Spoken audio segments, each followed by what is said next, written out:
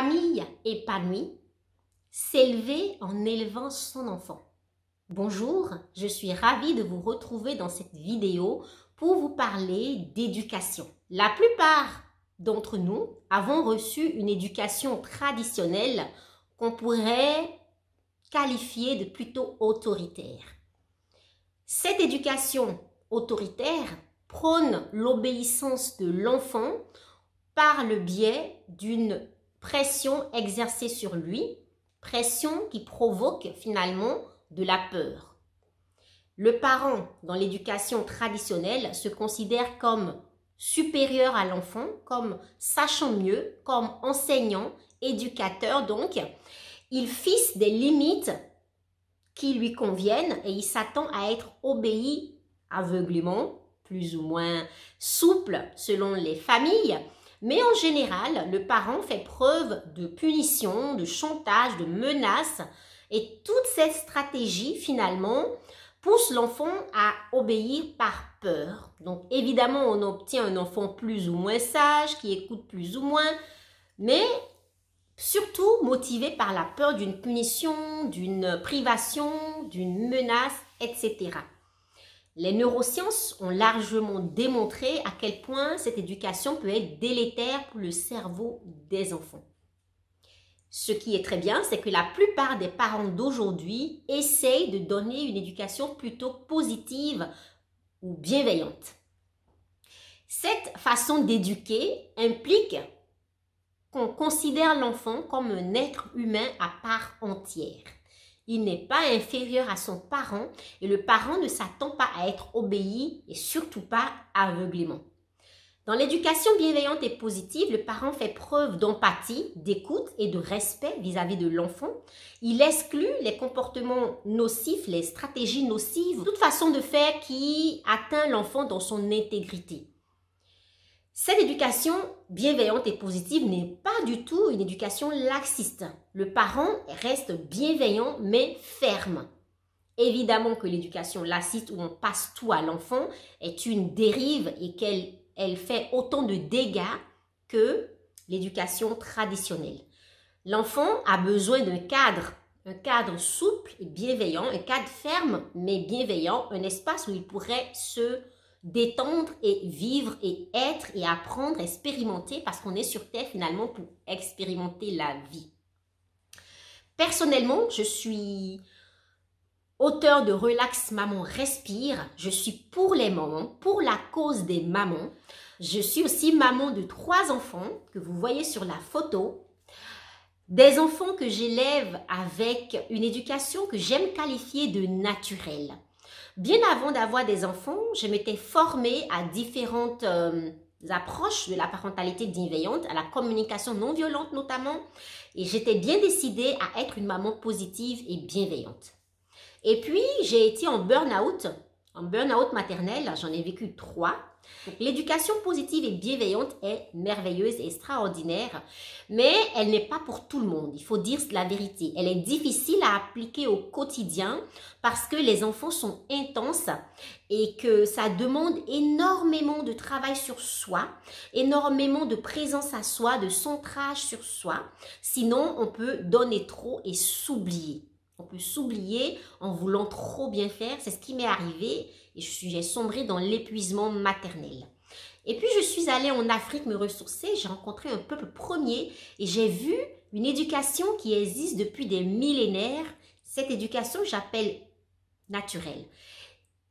Elle utilise les mêmes principes que l'éducation bienveillante dans le sens où l'enfant est considéré comme un adulte. Il est même considéré comme un être particulier. Donc, la relation maman-enfant est une relation sacrée. C'est un lien d'âme. On considère en fait que l'enfant vient dans notre vie. Donc, l'enfant choisit ses parents dans le but de les accompagner, qu'ils s'accompagnent tous les deux à guérir et à grandir sur des plans spirituels et karmiques. Mais ce qui est génial avec cette façon d'éduquer, c'est que on ne peut pas s'oublier.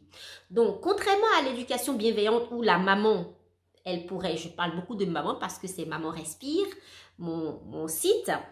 Mais ça concerne évidemment les papas aussi. En tout cas, toute personne qui est présente, qui élève des enfants, c'est important de rester présent à soi. Dans l'éducation bienveillante, ce que je pourrais, mon seul petit bémol, c'est le fait qu'on pourrait mal comprendre et pratiquer tellement d'empathie pour l'enfant qu'on s'oublie. C'est très important de rester connecté à soi et de pratiquer l'empathie envers soi-même.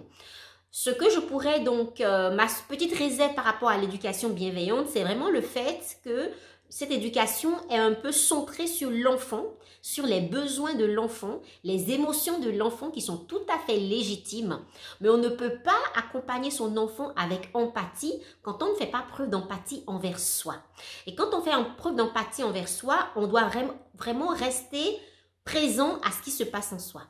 Donc l'éducation naturelle, c'est une éducation qui invite à rester connecté à ce qui se passe à l'intérieur de soi, à reconnaître et à honorer nos blessures que nos enfants réveillent. Ce qui est vraiment important, c'est de ne pas oublier de travailler sur soi, de changer de regard sur l'enfant totalement, parce qu'il faut malheureusement l'avouer, la plupart d'entre nous avons reçu une éducation traditionnelle dans laquelle il y avait des postulats et des croyances assez toxiques dans notre société. Par exemple, on dit que l'enfant fait des caprices, on dit que l'enfant est un petit peu perturbateur en fait de la vie de couple, de la vie de parents, etc.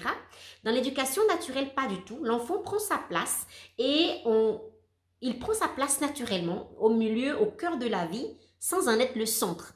Et c'est ça qui est vraiment merveilleux, qui est une invitation extraordinaire aux mamans, qui fait que on ne peut pas s'épuiser dans l'éducation naturelle puisqu'on est centré sur soi. En fait, ce que j'aime beaucoup dire, c'est que dans l'éducation naturelle, la maman se remplit tellement qu'elle déborde. Et ce qui déborde d'elle va nourrir son enfant, sa famille et puis le monde. C'est vraiment ce sens-là, l'éducation naturelle, une éducation où on ne peut pas s'épuiser.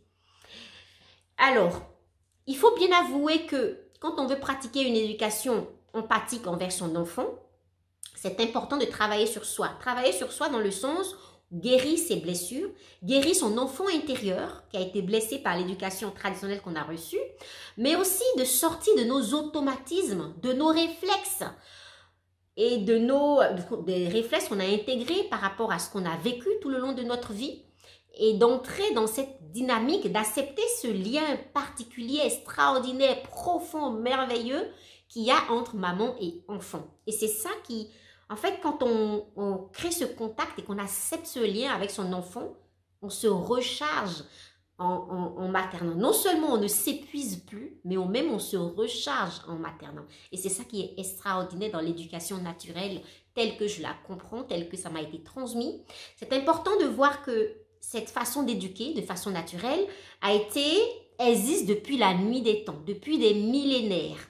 Et que c'est la façon la plus naturelle, simple, vraie, d'élever son enfant sans le parasitage de la société de consommation, sans les injonctions de la société moderne, sans cette culture de fast, d'aller plus vite, d'aller de stress en fait, qui fait que finalement on déverse ce stress sur nos enfants.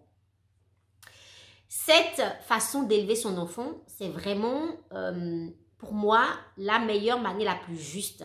L'éducation naturelle est une invitation à s'élever en même temps qu'on élève notre enfant.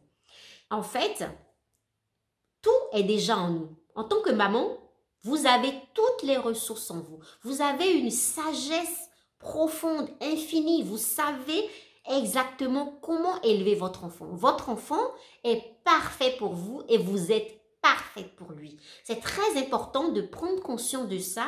Dans l'éducation naturelle, les peuples premiers prônent ça. C'est vraiment, cet enfant est venu au monde pour moi, taillé sur mesure. C'est une rencontre d'âme et c'est juste magnifique. Quand on comprend vraiment ça, alors on comprend que on fait fi en fait de la culpabilité, on fait fi du manque de confiance en soi, on fait fi de cette impression, de cette tendance à se dévaloriser ou à se considérer comme une mauvaise mère parce qu'on se dit, il provoque ça en moi pour que je puisse guérir un nœud du passé. Et c'est juste fabuleux d'être dans cette relation.